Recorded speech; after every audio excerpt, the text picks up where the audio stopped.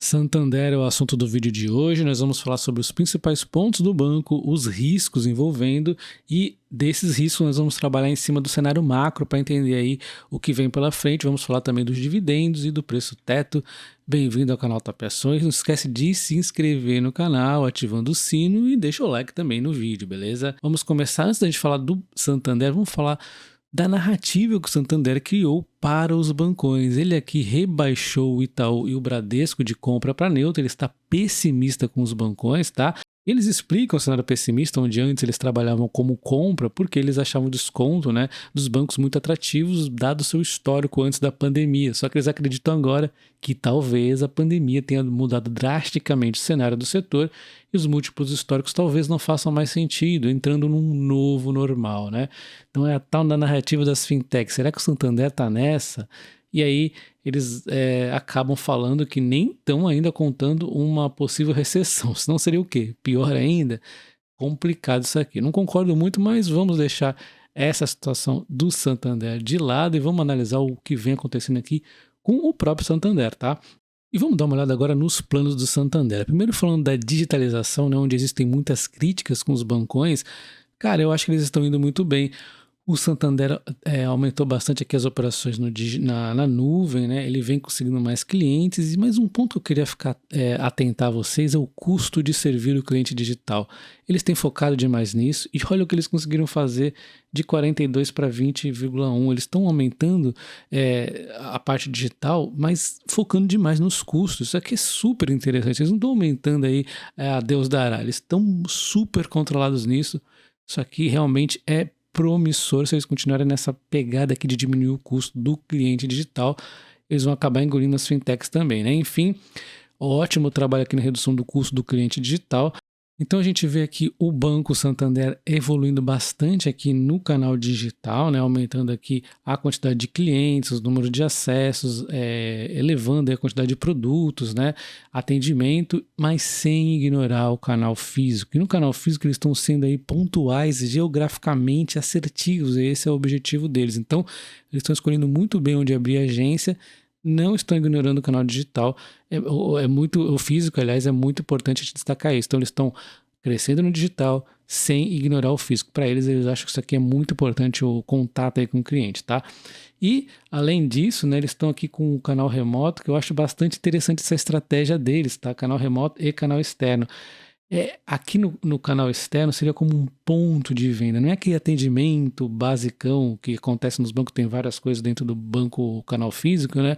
É um canal mais, vamos dizer assim, resumido, né? Então tem ali os pontos de venda, esse cliente compra aí o que for necessário aí, de repente um crédito, alguma coisa do tipo, e depois ele tem o pós-venda, né? Que aí acontece, né? Normal, como via telefone, via atendimento aí online. Então, assim, é um canal remoto aliado ao canal externo. Então, é como se fosse um mix aqui, né? Para reduzir os custos do canal físico. Eu acho isso aqui interessante, essa versatilidade dele aqui, né? Crescendo no digital, crescendo no remoto, crescendo no externo, sem esquecer do físico também. Bastante interessante essa sacada do Santander, tá?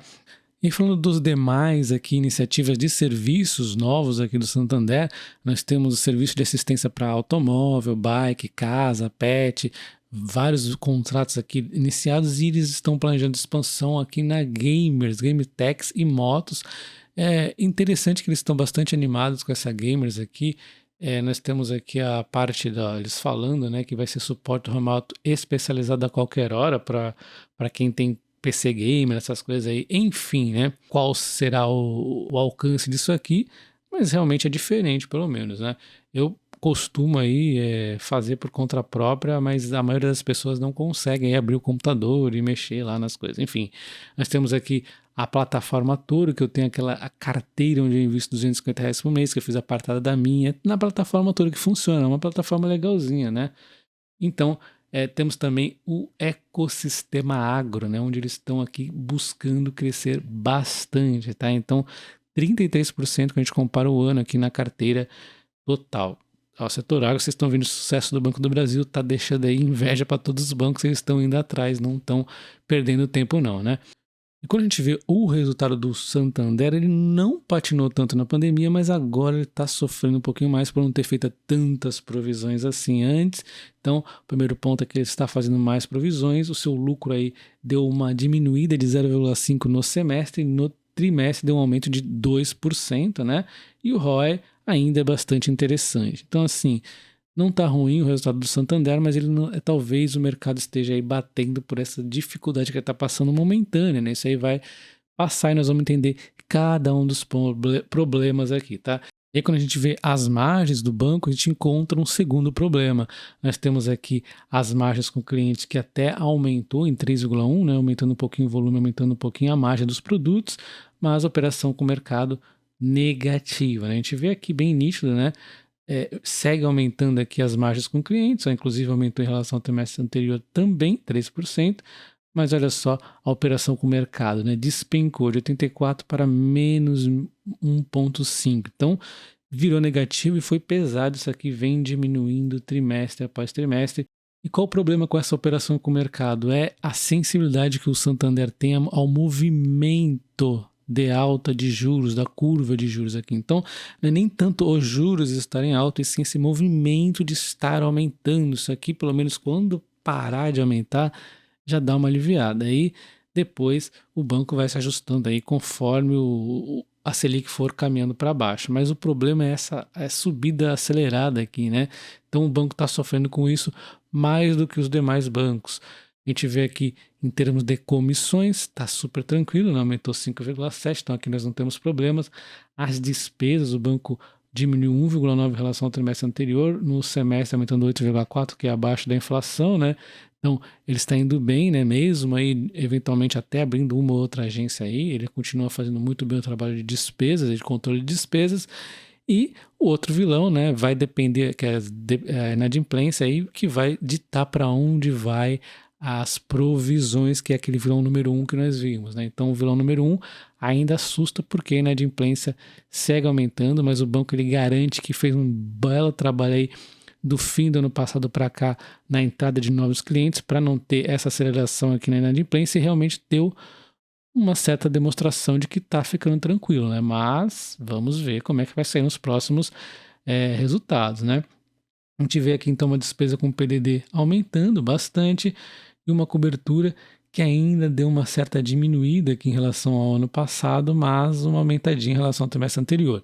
Então, assim, a princípio parece que ele fez um bom trabalho aqui na limpeza, na entrada dos novos carteira de crédito, né? Mas o cenário do Brasil não está muito bom e o banco tem uma carteira ainda um pouquinho frágil em relação à inadimplência. O índice de inadimplência bate novo recorde e atinge 67,6 milhões de brasileiros, aponta o Serasa, né? Segmento de bancos e cartões segue como responsável pela maioria das dívidas, 28,6% do total. E aqui está o número de inadimplentes, que segue aumentando bastante, e a gente vê até julho, né?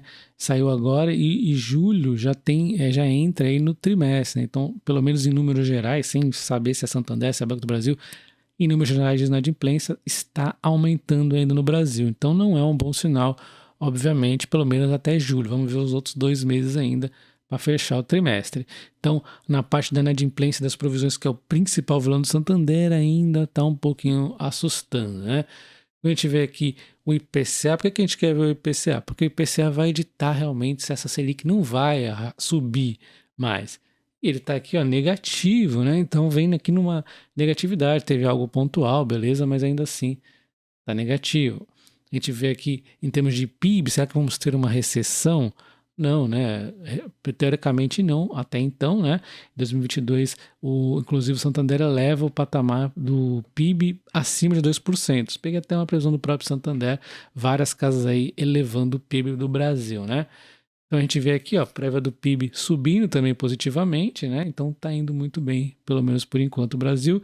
E a Selic vai ser mantida provavelmente a 13,75, né? Então, por enquanto, essa segunda parte, que seria a margem com o mercado aí, parece que vai dar uma tranquilizada, porque a Selic vai dar uma resfriada aí de aumentar, mas os efeitos ainda vão continuar no terceiro trimestre.